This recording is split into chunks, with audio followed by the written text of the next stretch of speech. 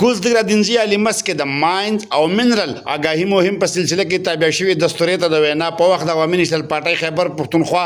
جنرال سیکرټري کوزدګ ودینزي مشرانو ویلي دي چې د عوامي نېشنل پارټۍ مشران او کارکنان به هیڅ چاته د صوبې په وسایلو د قبضې کولو اجازت ورنه کړي.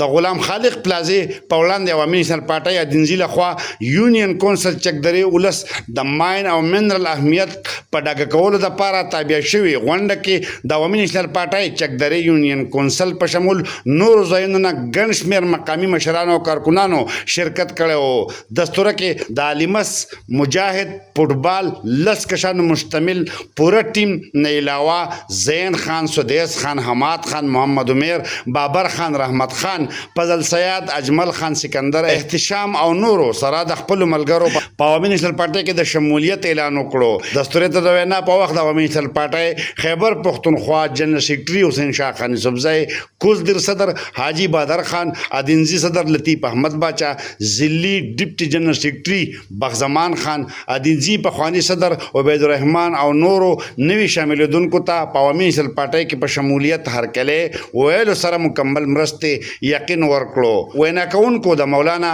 خانزیب په شهادت د خفګان څرګندونې او سختو ټکو کې غندنه وکړه. دوی وویل چې د مولانا خانزیب د چا سره ذاتي دښمني نه وه، د هغه ګناه باجوړ کې امن قیام او ماین او منرل غیرو ته ورکولو په ضد قومي یووالي کوششونه و چې شهید کړی شو. وینا کوونکو وویل چې د عوامي نېشنل پارټۍ مرکزي صدر ایمل ولی خان، صوبایي مشران او پارټۍ کارکنان په 18 ترمیم یقین ساتي د کمې تر مخه چې د صوبې په وسایلو صوبې ته اختیار ورکړی شوی دی. په دې وجه دوی د خپلو غرونو اختیار بل ته ورکولو، وزیر اعظم لخوا پاټه جرګې جوړولو، صوبایي اسمبلۍ نه ماین او منرل بیل پاس کولو په هیڅ قسمه کاروایی منلو ته تیار نه دي او که چا هم داسې قسمه کوششونه وکړل مخنیوی به کولی شي. دوی زیاته کړه چې د ماین او منرل آګاهي مهم په سلسله کې به هر یونین کونسل په سطح دستورو تابعګانې کیږي د کمې دپاره چې د قومي یووالي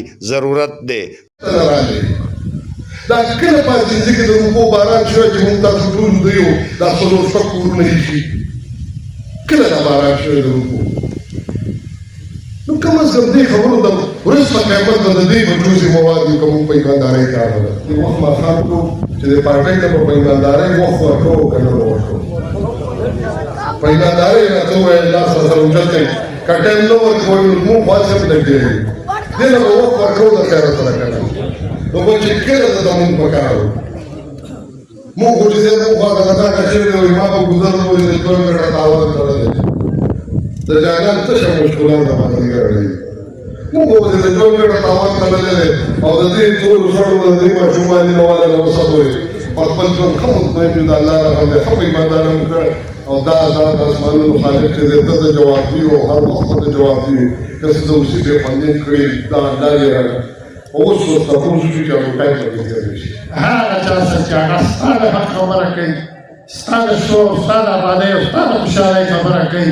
د دې پښتنو د سرلوړۍ او د عزت خبره کوي، د دې پښتنو د حق خبره کوي، ته هغه څه کوې ته چې چغ هم لرې او ته ورسره نه حل کېږي نو خو څه کوي؟ خو هغه یو کس دی هغه خو به یو څه طرف ته شي. څه خبره ده موږ خو یې د مالګه پورې نه پرېږدو، دا هم د سر قصد دی د خیره څه چې د مالګه پورې دی کوم په دې کې به موږ خپل یو احساس کوو د دې قام په دې غږ او د دې قام په دې چې موږ مړه شو دا موږ خپل یو احساس کوو. کم از کم قبر به خو که څوک راتلل خدای وبخښه به ویل کوئ د دې بچي خبره یې کوله، که ته نه پوهېږې سبا به دې دا بچی پوهېږي په دې خبره. نو د دې لپاره یې کوو خو تاسو خو به د دې وطن نه یا ورکېږئ او یا به یو کېږئ. که ځان ورکوئ نو د پاتې خلکو ته وایم چې د خدای په خاطر ځان مه ورکوئ، یا به اوس ورکېږئ او یا چې شته کېږئ نو یو کېږئ به. او په هر یونین کونسل کې به انشاءالله یا په 2 یونین کونسلو به انشاءالله مونږ د دې ماین اینډ منرل پروګرام چې کوم د ایمل ولی خان پروګرام دی دا به مونږ مخ په وړاندې وړو انشاءالله. داسې به کوو انشاءالله انشاءالله. او د دې نه علاوه زه په اخر کې بیا ستاسو د ټول